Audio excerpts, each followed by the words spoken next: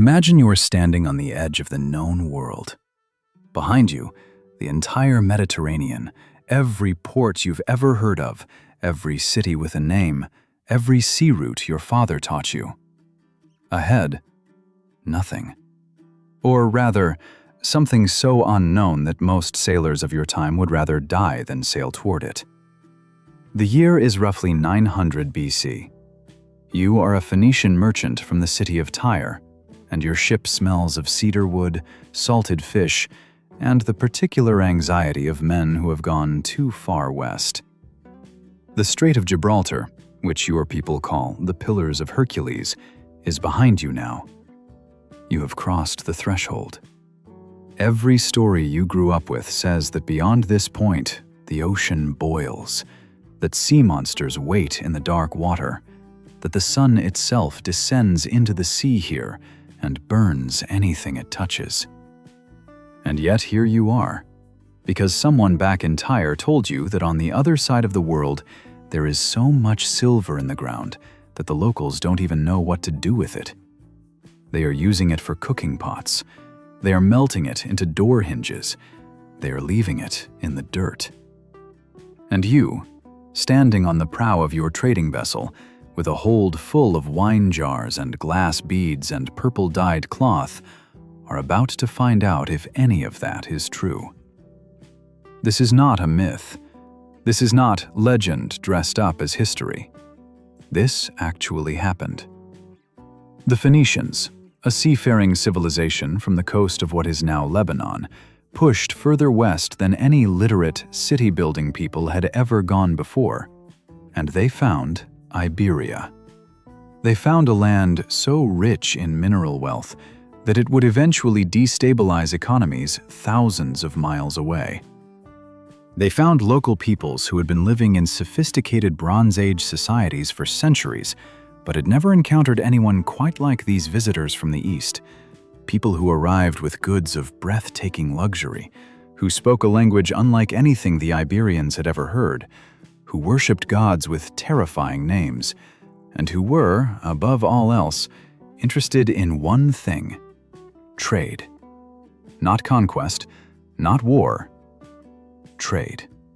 And in that simple transaction, your wine for my silver, my glass beads for your tin, the history of Spain was quietly, almost accidentally, begun. The Phoenicians themselves are one of the great underrated civilizations of the ancient world. While everyone knows about Rome and Greece and Egypt, the Phoenicians tend to get skipped over in popular history, treated as a footnote, a supporting cast of merchants and sailors who appear briefly in other people's stories.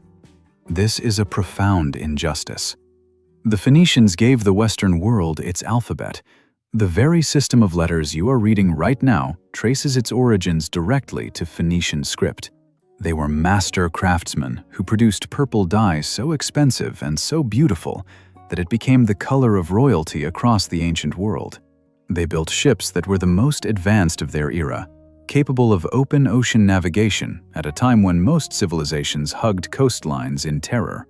And they created a commercial network so vast that it stretched from the Persian Gulf to the Atlantic Ocean, a span that would not be matched again for over 1,000 years. Tyre was their greatest city. Situated on a small island just off the coast of modern Lebanon, Tyre was essentially a city-state built on trade, and it was extraordinarily good at it. The city was positioned on a natural harbor that made it one of the best ports in the eastern Mediterranean, and the Tyrians exploited this advantage with a ferocity that would make modern venture capitalists envious. They established trading posts, they built colonies, they sent their ships to every corner of the Mediterranean and beyond. By 1000 BC, Tyrian merchants were a familiar sight in ports from Cyprus to Egypt to the coast of North Africa, and they were always looking further west, always wondering what was beyond the next headland, the next island, the next horizon. The traditional founding date for Gadir, the Phoenician name for the city that would eventually become Cadiz, is 1100 BC. And this date comes from ancient sources, including the Roman writer Velleius Paterculus, and the Greek geographer Strabo, both of whom were repeating even older traditions. According to this tradition, sailors from Tyre founded Gadir shortly after the Trojan War, making it one of the oldest cities in Western Europe by a considerable margin. It is a claim that, if true, would mean Gadir is older than Rome by 300 years, older than Carthage, older than most of the cities that would eventually come to dominate the ancient world. For a long time, modern archaeologists were skeptical. The physical evidence, pottery sherds, building foundations, artifacts that they were finding at Cadiz seemed to date to no earlier than about 800 BC, a full 3 centuries later than the legendary founding date. This created a problem. Were the ancient sources simply wrong? Were they inflating the age of the city for reasons of prestige or mythology? The answer, it turns out, may be more complicated and more interesting than a simple correction. Recent excavations in and around Cadiz, including work done on the island of Sancti Petri nearby, have pushed the evidence for Phoenician presence in the area back further and further. Traces of Phoenician activity at sites near the modern city now suggest that the initial presence in the region may indeed date to the late 11th or early 10th century BC, even if a formal permanent settlement came later. The Phoenicians, it appears, may have been visiting, trading, and establishing temporary outposts in the area for generations before they built anything permanent enough to leave a clear archaeological trace, which makes a certain kind of commercial sense. Before you commit to building a city, you spend time figuring out whether the trade is actually worth it. And in the case of Iberia, it absolutely was. What the Phoenicians found in southern Spain was, in the language of modern economics, a market failure of spectacular proportions. The indigenous peoples of Iberia, particularly in the south, in the region that the ancient Greeks and Romans would later call Tartessos, were sitting on top of one of the richest concentrations of mineral wealth in the ancient world, and they had only the most basic means of extracting and processing it. The mountains of what is now the province of Huelva contained enormous deposits of silver, copper, tin, and gold. The Rio Tinto, literally the Red River, named for the rust-colored water that leaches from iron pyrite in the surrounding rock, flowed through a landscape that was essentially one enormous open-air mine. The Iberians knew the metals were there, they were using them, but they lacked the advanced metallurgical techniques, the long-distance trade networks, and the financial infrastructure that would allow them to turn this mineral wealth into true economic power. The Phoenicians had all three.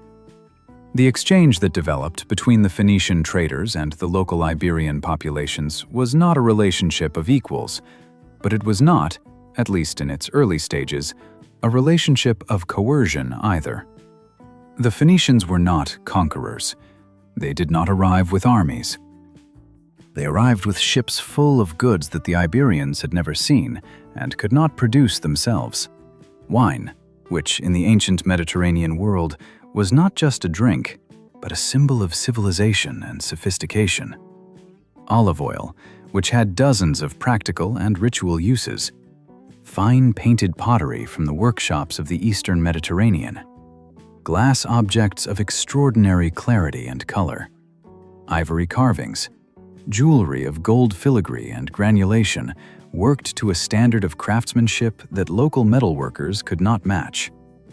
And perhaps most seductively of all, purple cloth. The famous Tyrian purple, produced from the secretions of sea snails called murex, was the most expensive textile in the ancient world. A single pound of purple-dyed wool cost the equivalent of several years' wages for an ordinary worker.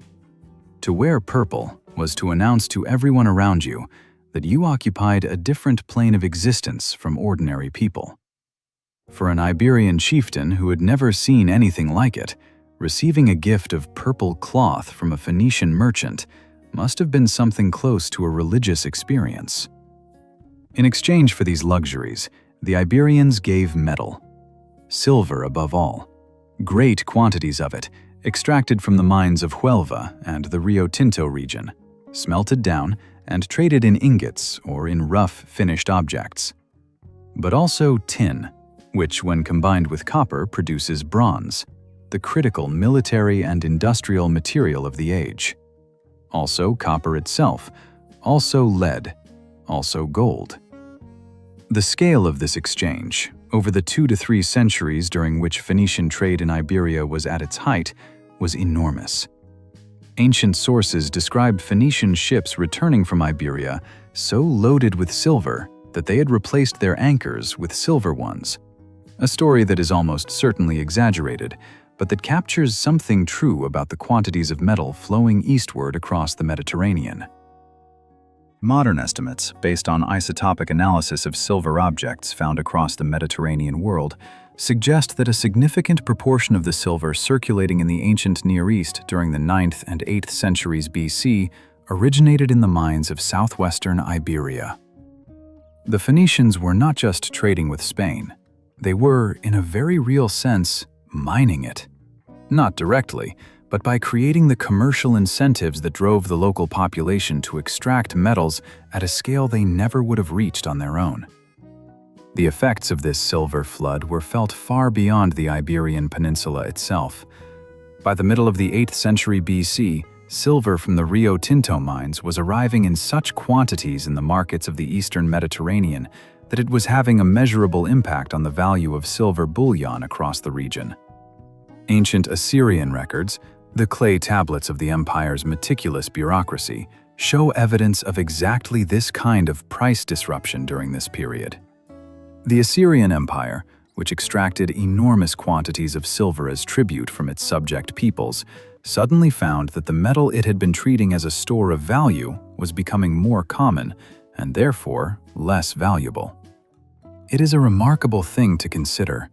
Mines in what is now the Spanish province of Huelva were affecting commodity prices in Nineveh and Nimrud, cities thousands of miles away, in an economy that most people imagine as essentially local and disconnected.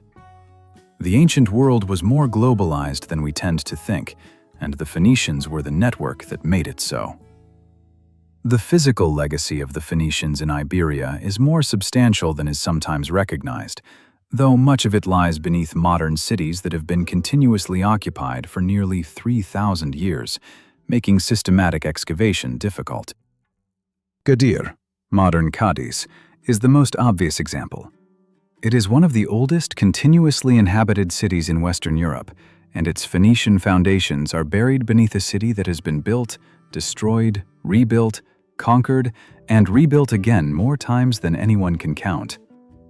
But archaeological work in and around Cádiz has recovered remarkable things: Phoenician-style temples, burial grounds, pottery workshops, harbor installations, and the remains of fish salting factories that were already processing the tuna and other seafood of the Atlantic coast for export to the eastern Mediterranean.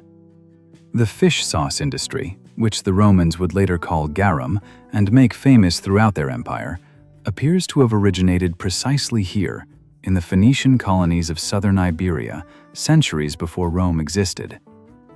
Other Phoenician foundations along the southern and eastern coast of Spain are equally impressive. Malacca, the city the Romans would rename Malacca, and that is today Malaga, was a Phoenician foundation, established as a trading post on a natural harbor midway along the coast between Gadir and the Strait of Gibraltar. Sexy, which occupied the site of modern Almuñécar, was another. Abdera at modern Adra. Each of these places followed a similar pattern: a sheltered harbor, a small island or peninsula that could be easily defended, proximity to indigenous Iberian populations and their trade goods, access to fishing grounds. The Phoenicians were not random in their colonization. They were systematic, methodical, commercial. They were choosing sites the way a modern logistics company chooses warehouse locations, for maximum efficiency in the movement of goods. What is perhaps most fascinating about the Phoenician presence in Iberia is not the trade itself, but the cultural transformation it triggered in the indigenous population. The Iberians who lived in the hinterland of the Phoenician coastal colonies were not passive recipients of exotic goods. They were active participants in a process of cultural exchange that would, over the course of 2 or 3 generations, fundamentally change their societies. Iberian chieftains who grew rich on the metal trade began building larger and more elaborate settlements, imitating aspects of Phoenician urban organization. Iberian craftsmen began incorporating Phoenician artistic motifs, the lotus flower, the sphinx, the scarab beetle, into their own work. Iberian religious practice was transformed by contact with Phoenician religion. The great Phoenician god Melkart, whom the Greeks would later identify with Hercules, had a famous temple at Gadir that became one of the most important religious sites in the Western Mediterranean, attracting pilgrims and dedicants from across the known world. Julius Caesar himself, according to ancient sources, visited this temple as a young man and wept before a statue of Alexander the Great, reflecting that at Alexander's age, he had already conquered half the world, while Caesar had accomplished nothing. The temple was that important, that famous, and its fame stretched back through centuries to the Phoenicians who built it. Perhaps the most enduring legacy of all was linguistic. The Phoenicians used an alphabet, a system of writing in which individual symbols represent individual sounds rather than syllables or whole words. This alphabet, which the Phoenicians had themselves developed from earlier Semitic writing systems, was the most efficient and adaptable writing technology the ancient world had yet produced. It could be learned in weeks rather than the years required to master the cuneiform of Mesopotamia or the hieroglyphics of Egypt. And it spread, with Phoenician trade, to every corner of the Mediterranean. In Iberia, local peoples adapted the Phoenician alphabet to write their own languages, creating the Iberian scripts that are among the earliest writing systems used on the peninsula. These scripts remained in use until the Roman conquest and beyond, and the alphabet itself continued its journey westward and northward, from Phoenician to Greek, from Greek to Etruscan, from Etruscan to Latin, from Latin to every modern European writing system, including the one you are using to read these words right now. Every letter in this sentence has an ancestor in the script that Phoenician merchants used to keep their trading accounts in the colonies of southern Spain 3,000 years ago. There is a river in southwestern Spain that runs red. Not metaphorically red, not red in the way that poets describe sunsets or battlefields, but literally, chemically, geologically red. The color of rust, the color of old blood, the color of iron oxide leaching out of the surrounding rock and staining the water with a pigment so vivid and so wrong-looking that even today, even knowing the perfectly mundane geological explanation, standing on its banks produces a faint sense of unease, as if the earth itself is bleeding. The Rio Tinto, the Red River. It has been running this color for millions of years, long before any human being was around to be unsettled by it. And somewhere around 3000 BC, human beings began to understand that the same geological processes that gave the river its disturbing color had also filled the surrounding mountains with one of the most extraordinary concentrations of mineral wealth anywhere on the surface of the planet. Silver, copper, tin, gold, lead, all of it sitting in the rock, waiting. The question was, who would come along with the knowledge, the ambition, and the commercial infrastructure to pull it out of the ground at industrial scale? The answer, when it finally came, would arrive by sea, from the other end of the Mediterranean, speaking a Semitic language and carrying wine.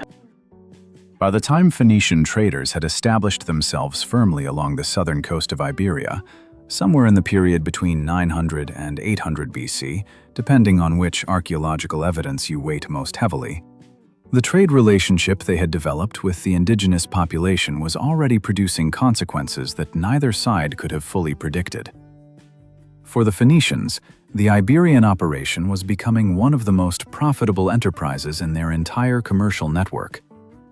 The silver flowing out of the Rio Tinto mines and the copper mountains of Huelva was generating returns that justified not just trading expeditions, but permanent settlement, genuine colonial infrastructure, the construction of temples and warehouses and fish salting facilities, and the entire apparatus of a civilization transplanted to a foreign shore.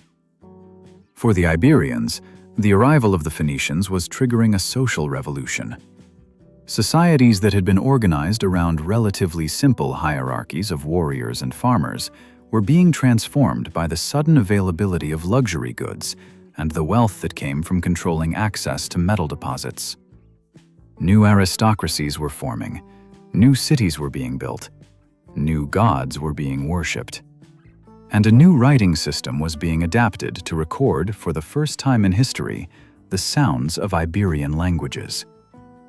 The Tartessian civilization, which flourished in the lower Guadalquivir Valley and the surrounding region during the period of maximum Phoenician commercial activity, roughly 800 to 550 BC, represents perhaps the most spectacular example of what happened when Bronze Age Iberia collided with the commercial energy of the Phoenician world.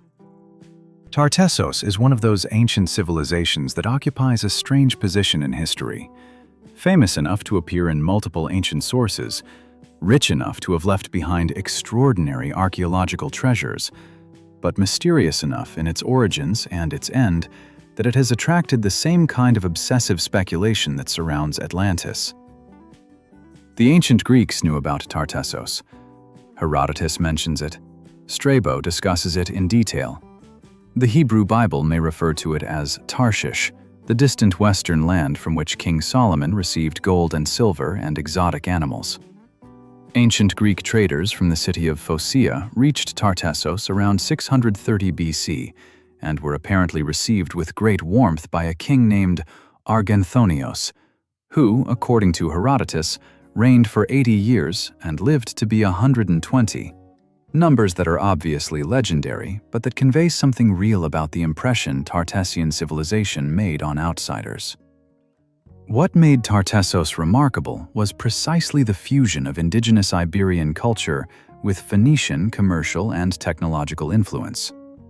The great aristocratic families of the Tartessian region grew fabulously wealthy on the metal trade, and they expressed this wealth in ways that were simultaneously Iberian and deeply influenced by the Phoenician and broader Eastern Mediterranean world they had been drawn into. The treasure hoards that archaeologists have recovered from Tartessian burial sites and votive deposits are among the most beautiful objects produced anywhere in the ancient Western Mediterranean. The Carambolo treasure, discovered near Seville in 1958, consists of 21 pieces of gold jewelry, necklaces, bracelets, pectoral plaques, worked with a sophistication and technical mastery that shocked the archaeologists who found it. The objects show clear Phoenician influence in their iconography and technique, but they also show something distinctly local, a Tartessian aesthetic that had absorbed Eastern influences and transformed them into something new. The treasure was probably a ritual deposit, objects offered to a deity, which suggests that Tartessian religion itself had been transformed by contact with Phoenician religious practice. The Aliseda treasure, found in Extremadura, is even more extraordinary. A collection of gold objects, engraved scarabs, silver vessels, and glass objects that reads like an inventory of the luxury trade connecting Iberia to the Eastern Mediterranean. Some of the objects are certainly imports: Egyptian faience, Eastern Mediterranean glass, ivory, probably from Syria or Africa. Others are local productions that imitate Eastern models with remarkable skill. Taken together, the Tartessian treasure hoards tell a story of a society that was deeply plugged into the networks of Mediterranean trade, and that was using the wealth that trade generated to signal status, honor the gods, and bury the dead with a lavishness that would not look out of place in contemporary Egypt or Phoenicia. The Phoenicians themselves, as they became more deeply embedded in Iberian life, were not simply maintaining trading posts at arm's length from the local population. They were building genuine cities, establishing permanent communities, intermarrying with local elites, and creating hybrid societies that combined Phoenician and Iberian elements in ways that make them difficult to categorize as either one or the other. The city of Gadir, in particular, had developed by the 7th century BC into something considerably more substantial than a trading post. It had temples, including the famous Temple of Melkart, that would remain an important religious site for over 1,000 years. It had workshops producing the fish products, salted fish, fish sauce, that were becoming important export commodities alongside the metals that had originally attracted the Phoenicians to the region. It had a population that included Phoenician colonists, their descendants born on Iberian soil, Iberian people who had moved to the city to participate in its commercial life, and probably people from across the Mediterranean who had arrived via the trade networks that made Gadir one of the most connected ports in the Western world. This cosmopolitan character of the Phoenician colonies in Iberia makes them fascinating to examine through the lens of modern archaeology, because the evidence is full of surprises. Neo-Punic graffiti, inscriptions in the late Phoenician script, have been found on pottery fragments from multiple sites in southern Spain, dating to periods well after the Roman conquest of the region. This tells us that Phoenician cultural identity did not simply evaporate when Rome arrived. The descendants of the original Phoenician colonists and the broader communities that had formed around the Phoenician trading posts over centuries maintained their cultural distinctiveness, their religious practices, their writing system, their sense of who they were, for generations after the political world around them had been completely transformed. The Romanization of southern Spain was real, but it was not instant, and beneath the Roman surface, Phoenician roots persisted in ways that the Roman administration was apparently willing to accommodate. The relationship between the Phoenician colonies of Iberia and their great sister city of Carthage deserves particular attention, because it is through Carthage that the story of the Phoenician presence in Spain connects to the larger drama of ancient Mediterranean history. Carthage, founded, according to tradition, around 814 BC on the coast of what is now Tunisia, was itself a Phoenician colonial foundation established by settlers from Tyre. For the first several centuries of its existence, Carthage was simply one of many Phoenician colonies scattered across the western Mediterranean, subject in some vague sense to the authority of the mother city and Tyre. But as the 7th and 6th centuries BC progressed, and as the Assyrian Empire and then the Babylonian Empire systematically destroyed Phoenician independence in the east, Tyre itself was besieged by Nebuchadnezzar for 13 years in the early 6th century. Carthage emerged as the dominant power in the western Phoenician world. The old network of colonies that had been established under Tyrian leadership gradually shifted their primary loyalty and their primary commercial relationships toward Carthage, which had the naval power, the commercial infrastructure, and the political organization to function as a successor to Tyre in the west. For the Iberian colonies, this transition from Tyrian to Carthaginian orbit was not a sudden event, but a gradual reorientation that probably happened differently in different places and at different times. Gadir maintained a particularly close relationship with Carthage throughout this period, and there is evidence that Carthaginian influence in southern Iberia was significant from at least the 6th century BC onward. But the nature of this influence was still primarily commercial rather than military or administrative. Carthage was interested in Iberia for the same reason Tyre had been interested in it: the metals. The silver and copper and tin of the Rio Tinto region remained as valuable in the 5th and 4th centuries BC as they had been 3 centuries earlier, and Carthage was not about to let that trade slip out of its control. What changed in the 3rd century BC was that Carthage's relationship with Iberia was forced by circumstances to become something much more direct and much more militarized than anything that had existed before.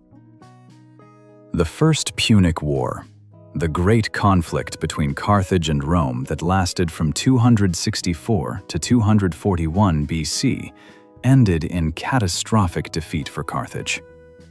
Rome stripped Carthage of Sicily, then demanded the island of Sardinia as well, and imposed a war indemnity so massive that it threatened to bankrupt the Carthaginian state. It was in this context of defeat, humiliation, and financial desperation that a Carthaginian general named Hamilcar Barca arrived in Iberia in 237 BC with a small army and an enormous ambition. Hamilcar was not coming to trade. He was coming to conquer. The comfortable centuries of commercial relationship between the Phoenician world and Iberia were over.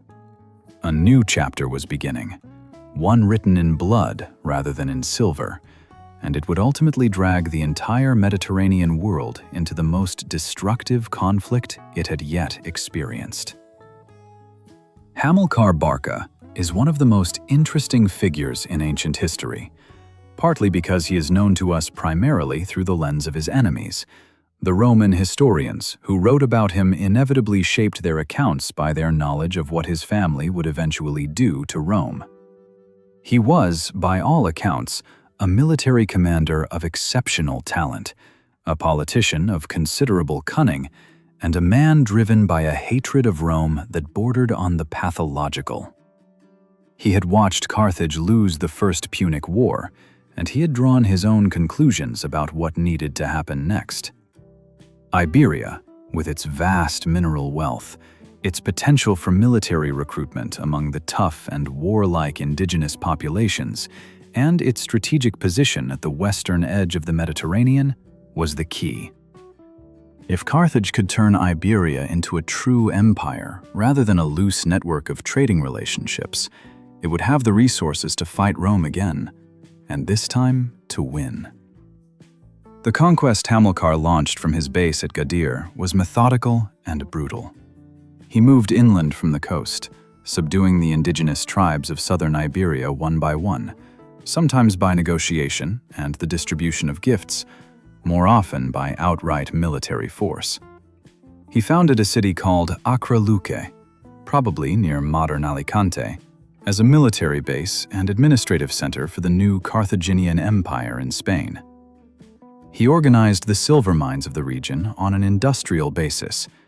Ancient sources report that the mines near Cartagena, when they reached full productivity under Carthaginian management, employed 40,000 workers and generated enormous revenues for the Carthaginian state every single day. 40,000 workers in a mine in the 3rd century BC. The scale of this operation is almost incomprehensible by ancient standards, and it gives some sense of what was at stake in the competition for control of Iberia. This was not a peripheral territory. This was one of the most economically important pieces of real estate in the ancient world. Hamilcar died in battle in Spain in 228 BC, killed fighting an Iberian tribe near the city of Helice, drowned in a river, his horse failing under him in the flood, according to one account. He was succeeded by his son-in-law, Hasdrubal the Fair, who continued the project of Carthaginian empire building in Spain with rather more diplomatic finesse than his predecessor, preferring negotiation and intermarriage with Iberian chiefs to outright military coercion. Hasdrubal founded the city of Carthage, New Carthage, at the site of modern Cartagena, choosing a location with an extraordinary natural harbor and immediate access to the silver mines of the interior. This city would become the capital of Carthaginian Spain, the center from which the entire enterprise was administered, the greatest city in the western Mediterranean outside Carthage itself. It was also the city that Publius Cornelius Scipio would take by storm in 209 BC in one of the most brilliant military operations of the Second Punic War. Destroying in a single afternoon the administrative and financial heart of the Carthaginian position in Spain. But before that catastrophe, there was one more chapter to be written by the Barca family in Iberia, and it was by far the most dramatic. Hasdrubal the Fair was assassinated in 221 BC, killed by a Celtiberian whose master he had executed, a personal act of revenge that had world historical consequences. His successor as commander of the Carthaginian forces in Spain was a 25-year-old general who had grown up in Iberia, who had fought his first battles here, who knew the land and the people with an intimacy that no one from Carthage proper could match. His name was Hannibal Barca, and he was about to do something that no one in the ancient world had ever done or would ever do again. He was about to take an army of Iberian and African and Numidian soldiers, load it with supplies and siege equipment, attach to it 37 war elephants, and march it across southern France and over the Alps in winter with the intention of attacking Rome in its own heartland. The plan was insane. It almost worked.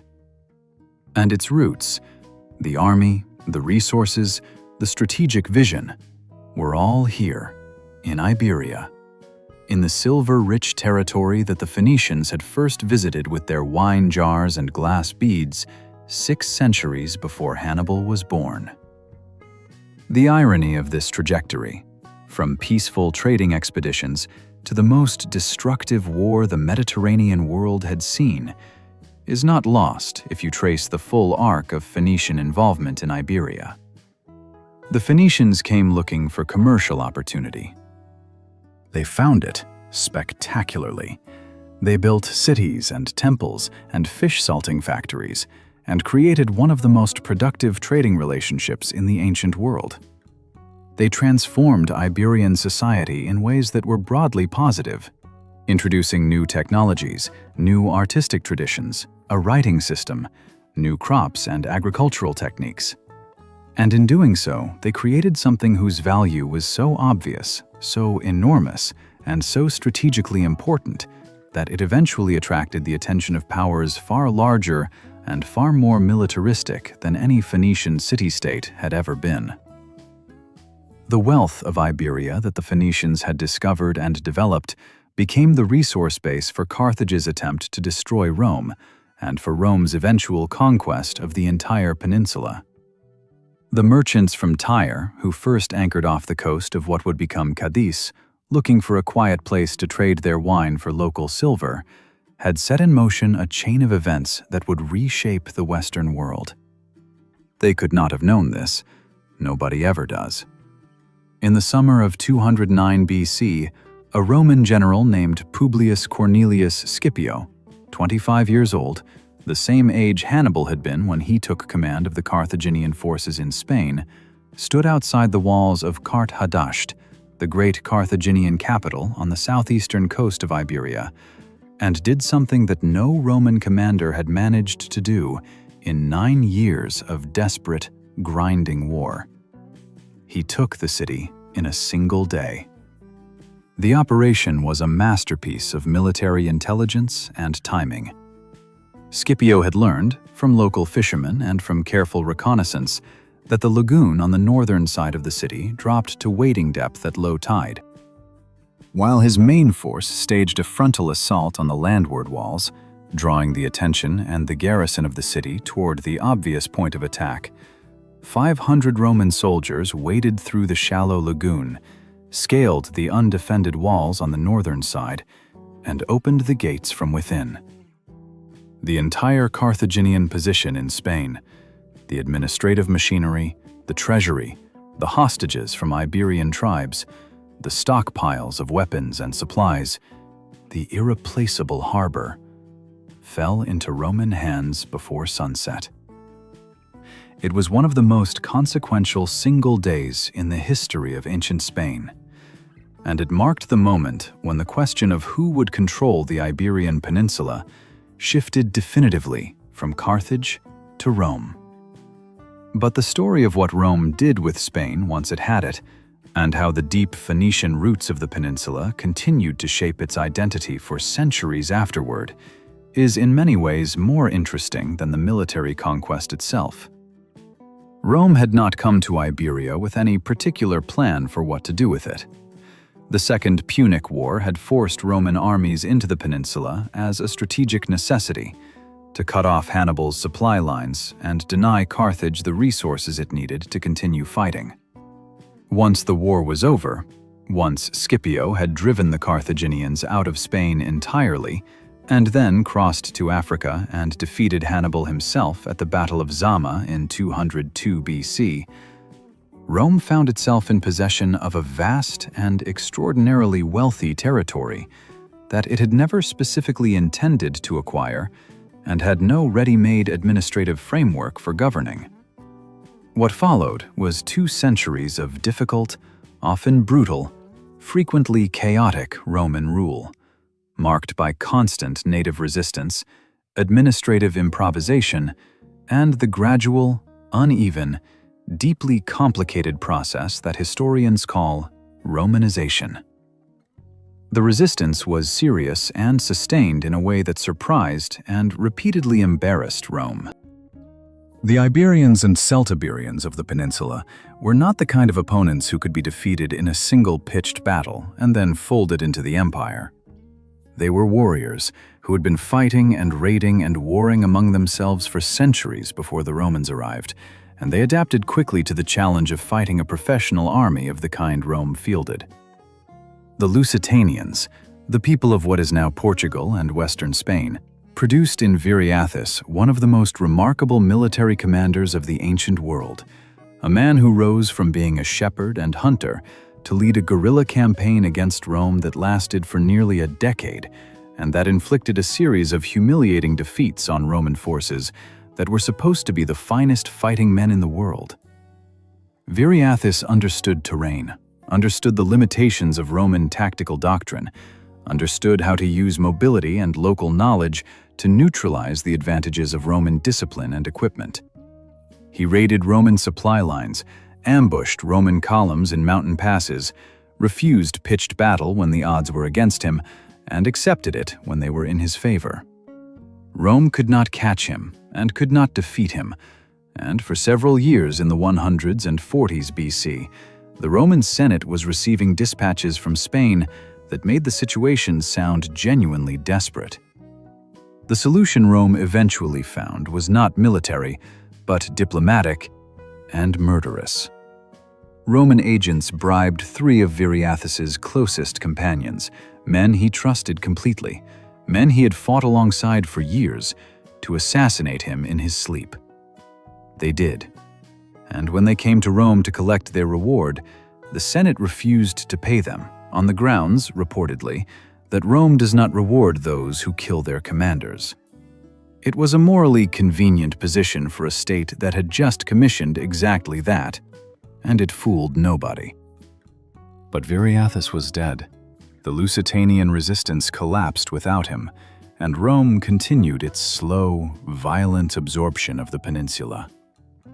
The Celtiberian city of Numantia, in the north-central highlands, held out against Rome even longer.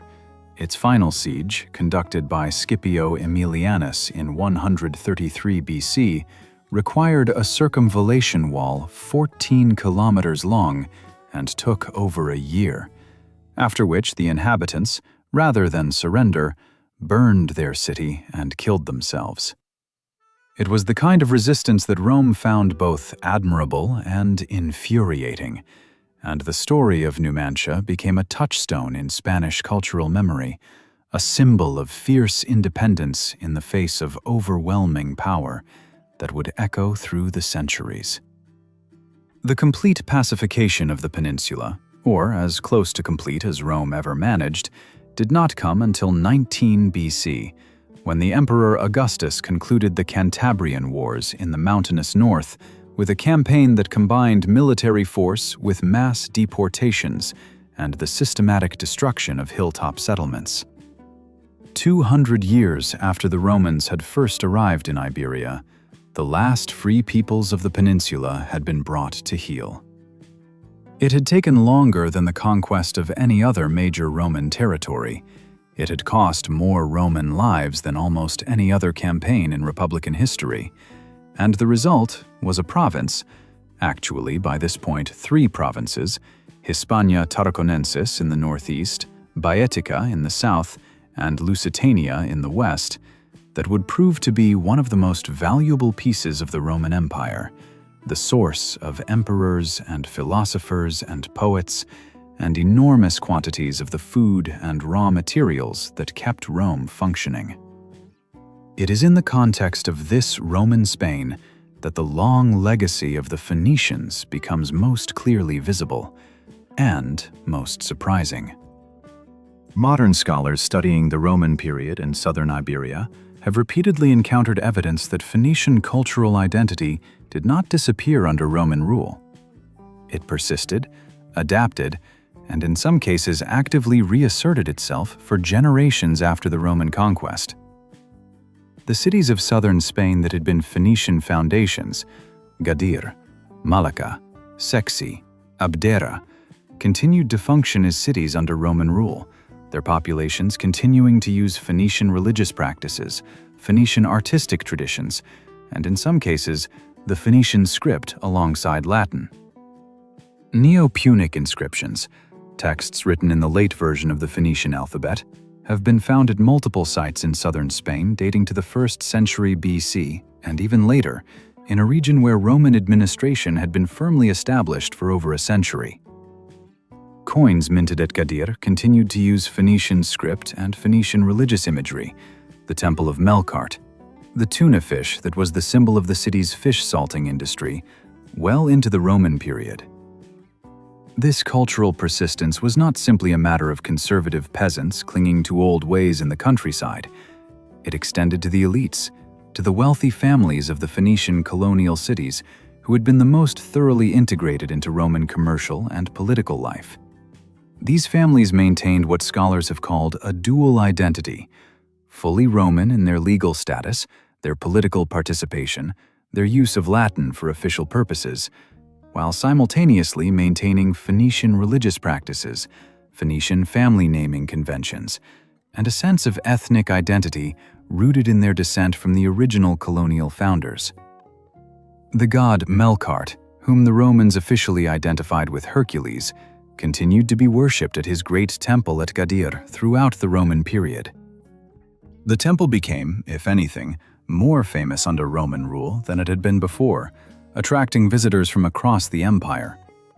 Julius Caesar's reported visit and his tears before the statue that reminded him of Alexander, an episode recounted by Suetonius, is the most famous example of this, but it was hardly unique.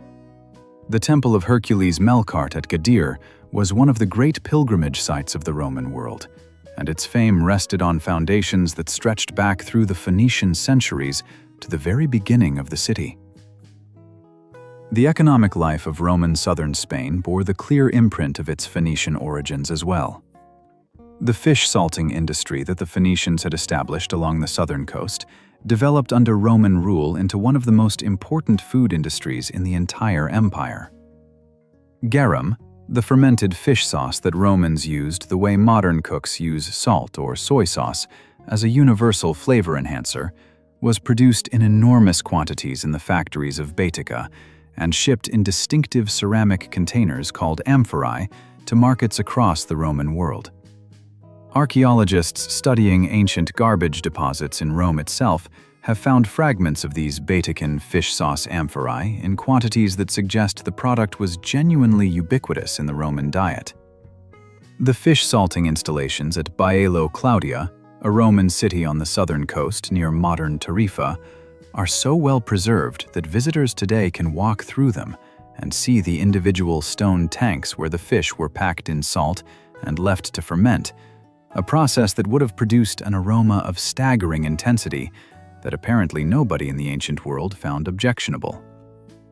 This industry had its roots in Phoenician practice, developed over centuries of Phoenician colonial exploitation of the rich Atlantic fishing grounds, and it survived the political transition from Phoenician to Carthaginian, to Roman control with its basic techniques intact. The silver mines of the Rio Tinto region, which had drawn the Phoenicians to southwestern Iberia in the first place, continued to operate under Roman management, though the scale of exploitation under Rome dwarfed anything that had come before. The ancient author Diodorus Siculus, writing in the 1st century BC, describes the silver mines of Iberia with a mixture of wonder and horror. Tens of thousands of slaves working in conditions of unimaginable brutality, in tunnels so hot and so airless that men died routinely, in operations so profitable for their Roman owners that the investment was considered one of the most reliable in the ancient world. The human cost of the Rio Tinto mines under Roman management was catastrophic.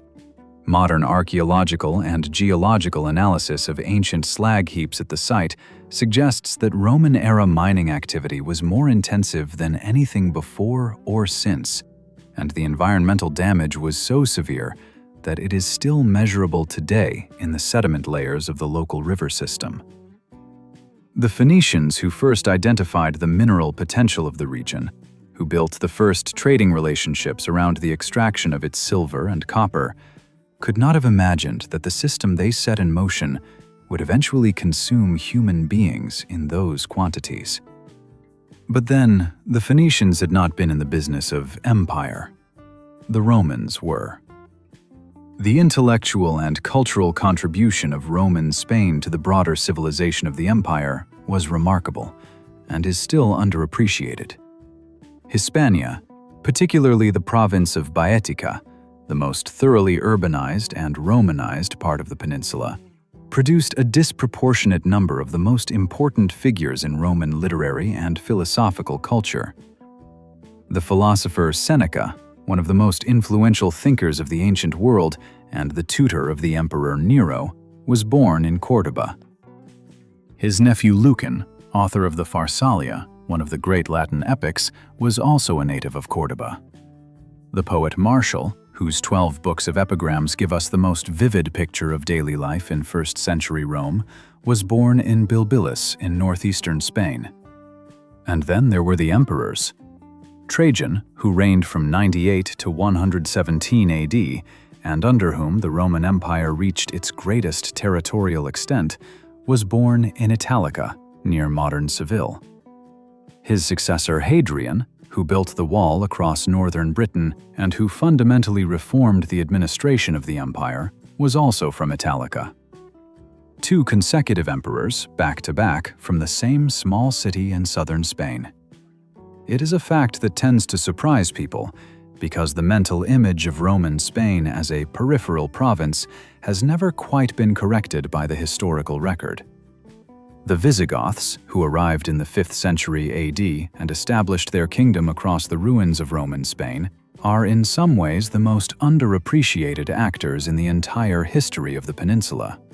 They have a bad reputation, partly because they are associated in popular imagination with the fall of Rome, with barbarism and destruction, and partly because their kingdom ended so suddenly and so completely when the Muslim armies crossed from North Africa in 711, that it seems, in retrospect, to have been a temporary interruption rather than a genuine civilization. This is unfair. The Visigothic Kingdom of Spain lasted for over 200 years. It was a literate, Christian, legally sophisticated state that maintained many of the institutions and much of the infrastructure of Roman administration. It produced Saint Isidore of Seville, one of the most important scholars of the early medieval period, whose encyclopedic writings preserved enormous quantities of classical knowledge that might otherwise have been lost entirely.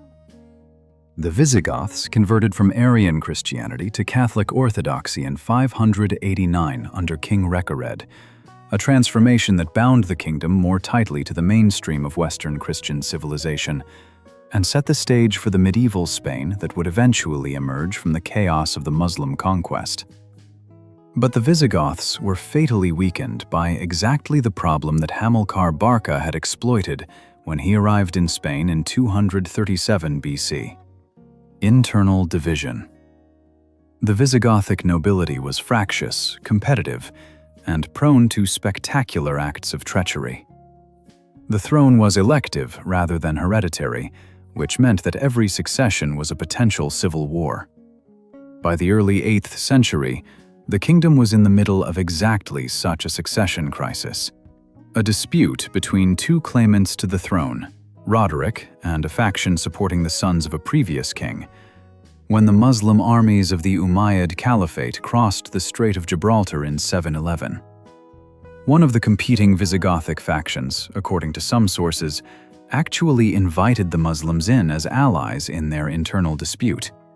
If true, it is one of the great miscalculations in history, the equivalent of calling in a demolition crew to help you win an argument about the interior decoration of your house. The Muslim commander Tariq ibn Ziyad crossed from North Africa with a relatively small force of perhaps 7,000 men, most of them Berbers. The decisive battle, fought at the Barbate River on July 19, 711, resulted in the death of King Roderick and the effective destruction of the Visigothic military as a coherent force. What followed was not a slow, grinding conquest, but something closer to a collapse. City after city submitted to the new rulers with minimal resistance. The Visigothic administrative structure disintegrated, and within 7 years, the Muslim forces had reached the Pyrenees. A peninsula that had taken Rome 200 years to pacify was overrun in less than a decade. The speed of the conquest tells us something important about the fragility of the Visigothic state, but it also tells us something about the nature of the transition. For many of the ordinary people of Iberia, particularly in the south where the Phoenician and Roman urban traditions were strongest, the change of rulers may not have felt initially catastrophic. The new rulers were, in many ways, more sophisticated administrators than the Visigoths had been. They were certainly more commercially minded, a quality that resonated in cities whose entire identity had been built on trade since the Phoenicians first arrived. Al-Andalus, the Muslim state that emerged from the conquest, would go on to be one of the most extraordinary civilizations of the medieval world. At its height, under the Umayyad Caliphate of Córdoba, it was the most advanced society in Western Europe by almost any measure. In literacy, in urban sophistication, in scientific and philosophical achievement, in agricultural productivity, in the sheer physical beauty of its architecture. The Great Mosque of Córdoba, begun in 785 and expanded over the following 2 centuries, is one of the most beautiful buildings ever constructed. A forest of striped arches and colored marble that somehow manages to be both overwhelmingly grand and intimately human in scale. The Alhambra Palace complex in Granada, built by the Nasrid dynasty in the 13th and 14th centuries, is so perfect in its proportions and so delicate in its decorative detail that visitors today still sometimes struggle to believe it was made by human hands.